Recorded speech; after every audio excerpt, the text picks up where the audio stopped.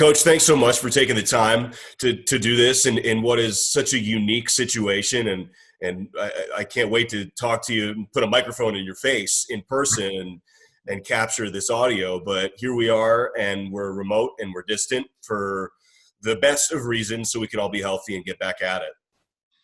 Yeah, it is a strange time right now and very unique. And I think what everyone should get from this is that these times are bigger than sports and bigger than football. And I think the leadership in the state of Washington and at Washington State University really have been outstanding in terms of keeping our students and our student athletes and the faculty and staff here safe. And, we're just excited to get through this time and hopefully get back to football really soon. Speaking of which, you come at this from a football side. And when we spoke on signing day, we had about 7 minutes or so, and it's hard to dive in too deep. But you come at the offensive coordination of the team from an offensive line perspective. You were a lineman at Hawaii, and how do you think that affects the way you interact with Coach Rolovich, QB, and Right. you being an offensive line guy? How do you think that plays into the way you coordinate the offense when you're thinking about the protection of the pocket, or are you not? Are you have that sense, and you just look at it from 30,000-foot view, if you will?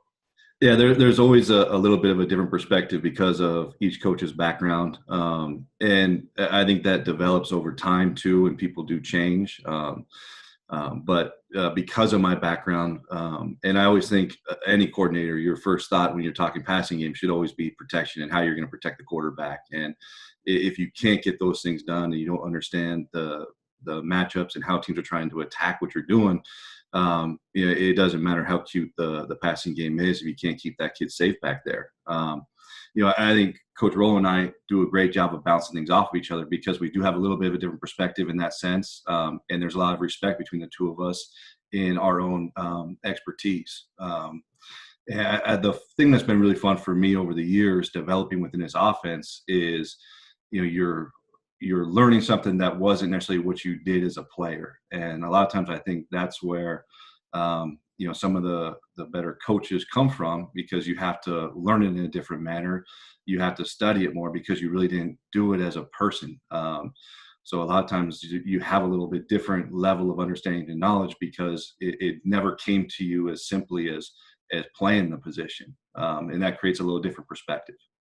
When you were a player, lineman for the Warriors, where were you on the line, and what are some of your, if not fondest, maybe most exciting playing moments, if you go back in the memory bank there?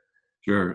So I played center, which ended up being, a transitional fit to coaching because as the center, you're the communicator, you're identifying everything up front. A lot of times you're spending more time studying film and with the line coach. Some of the fondest memories playing, obviously the last game of our career there, where we beat BYU when they were undefeated and were nationally ranked in the top 10.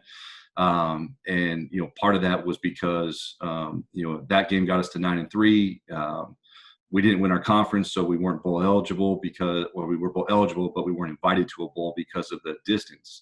And that helped create the Hawaii Bowl that they have now, which gives the university an opportunity to play in a bowl game whenever they are eligible. So that legacy that we left as players, that affects all the players in the future years at the University of Hawaii.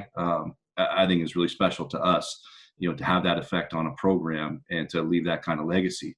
The majority of the memories, as you look back as players, are more, things that happen with your teammates than necessarily plays on the field. It's the interactions in the locker room, it's times on the field, it's on the road trips, which for us was a lot because we travel so much and we're gone for so long. That it's those times together as a team are what you really remember. And the thing that we'll talk about in recruiting is the time in college is where you're developing those lasting relationships with people. When you're leaving high school, you feel like you have really good friends in high school, but the friendships you develop in college with your teammates, those are the ones that are more lifelong friendships. Those are going to be the best man in your wedding. You're going to vacation with those guys when you get older. And, you can see how that's developed with our staff, with the relationships that guys like, myself, Coach Stutzman, Coach Rollo have together, where we all played together, got into coaching, and ended up our paths circled together. And we're able to really do what we love and we're passionate about, and do it with people that we enjoy being with. Is it sort of surreal to be coaching with those guys here in a packed school? Like, if you ever take a step back, and maybe now more than ever, because there's this odd pause to life in some way where you go, I'm coaching the Cougars with Coach Stutzman and Coach Rolovich. Like, who'd have thought, kind of thing. It is. And, I was a coach that grew up in Hawaii. Rollo and I grew up in California. And a lot of times when you grew up on the West Coast, you grew up really following Pac-12 football. And at my time, it was Pac-10 football. And, really enjoying watching those schools growing up, and, becoming a fan of those programs. And, I think guys that grew up in those areas and you get into coaching, those are the programs that you really get attracted to want to be involved with, want to coach at. I think for us, coaching at our alumni was really special for us, but I think that kind of made sense that guys would coach together that at a school that they played at together. But for us to be able to run the offense that we love and do it at a school like Washington State really is an awesome experience for us. What was your time in building your coaching career up in California? Run fans a little bit through where you were and what it's been like stop to stop from, resources obviously changed, the day-to-day, just Sure. logistics of what's on your plate, or getting there, like where you are in life. Are you in a kind of faculty housing situation? Like, Yeah. where are you? What are you doing? And now here you are on the Palouse. Yeah, so when I first got done playing, I had to finish my degree at Hawaii and started as a student assistant there when my time in the NFL was cut short. And then my first job was at Cal Lutheran University, which is a small Division III college. I was coaching running backs there, going to graduate school also. And, a funny story about that one is that's also the alumni of Coach Weber, who's our offensive line coach. And the first time I actually met Coach Webb was at a alumni event that he was at Cal Lutheran when I was there coaching. And that kind of started some of our relationship together. And that's how, kind of small and tight coaching fraternities are. And, the people you meet, the relationships that you build, how they have a tendency to come full circle with you. From there, my offensive line coach in college was coaching at Oregon State, and he was able to bring me with him to Oregon State to be his graduate assistant. I got to spend a lot of time with him and Danny Langsdorf, and learning Coach Riley's offense there, which was a really nice experience for me. And then from there, I jumped right up the road to Portland State when Jerry Glanville got the head coaching job there and hired Mouse Davis to be his offensive coordinator. And I coached the offensive line for them, which was really a perfect situation for me because at that time I still, had a lot of love and passion for the run and shoot offense. And Mouse and I had developed a really strong relationship when I was a student assistant at Hawaii. And I really knew I wanted to end up being a coordinator, head coach, and knew that doing that, I needed to learn passing game, quarterback play, receiver play better. So during that time as a student assistant, I would do all my meetings with Coach Kavanaugh. And then whenever we would get free time, I was in Mouse's office and he's clinicking me on run and shoot. I'm in Dan Morrison's office. He's clinicking me on other versions of the passing game that we were doing at Hawaii. And so every day it's, an hour in one office, an hour in the other office, and just learning and developing. And then to get to work as an assistant under Mouse really helped grow my knowledge in his offense and, become a lot more confident in what we're doing. From there, I went back to the University of Hawaii. Greg McMackin was hired as the head coach, and that was where Coach Rollo and I kind of started our coaching careers together, where he was coaching the quarterbacks, and I spent 3 years there coaching the running backs and a year coaching the O-line. And then when that tenure ended there, I went and was the offensive coordinator at Occidental College, which is a Division III school in Southern California. Which was a great experience for me because that was a time where I could really develop myself as a coordinator, figure out what I really liked doing, how I wanted to teach it, how I wanted to install, and just really got a chance to do things from ground zero and develop myself as a coach. There I hired my own staff and had to teach them all what I wanted to run, and ended up fortunate to hire some really good people that have gone on to do really good things in their career as well, in the coaching profession. But there it's high academic, so it's very hard to get into school. There's limited resources. Like you said, at that time I was living in faculty housing, which was great, right on campus.